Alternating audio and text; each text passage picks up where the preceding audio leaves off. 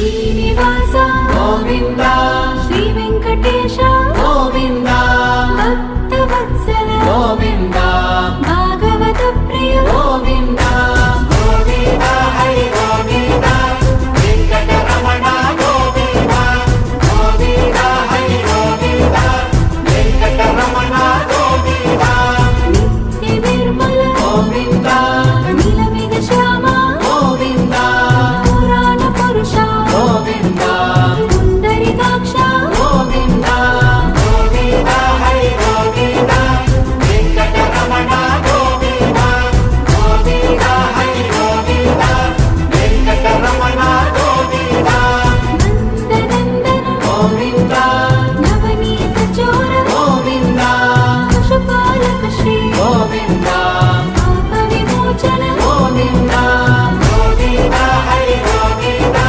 వెంకటరమణ గోవింద గోవింద హరి గోవింద వెంకటరమణ గోవింద శిష్టపాలక గోవింద కష్ట నివారణ గోవింద దుష్ట సంహార గోవింద దురిత నివారణ గోవింద గోవింద హరి గోవింద వెంకటరమణ గోవింద గోవింద హరి గోవింద వెంకటరమణ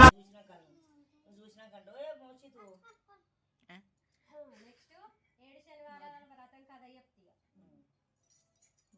మన భారతీయ వేద ఋషుల సంతతి వారం అందువలన నవగ్రహాలను అనుసరించి మనకు దినాలు వారాలు పక్షాలు నెలలు సంవత్సరాలు వచ్చాయి. ప్రతి గృహలక్ష్మి శ్రీ 7 వారాలకు 7 వారాల నగలు వారి వారి స్థాయిని బట్టి ఆ శరీర ఆరోగ్యానికి తప్పక ధరించాలని మన వేద ఋషులు ప్రవచించినారు. అవి కాలక్రమాల్లో కలిసిపోయాయి. ఆదివారం ఆదిత్యారాధన చేసి దానికి సంబంధించిన కెంపు పొదిగిన ఆవరణం ధరించేవారు. అలాగే 7 వారాలకు ఆయా గ్రహ పూజలు చేసేవారు. అందువలన నవగ్రహ ఆరాధన చేసేవారు ప్రజలు అందరికీ దేవతలను 7 రోజులు ఆరాధిస్తారు. కానీ శనైశ్వరుడు అనేసరికి దూరంగా వెళతారు. దానికి కారణం ప్రజలలో శని గురించి తెలియకపోవడమే.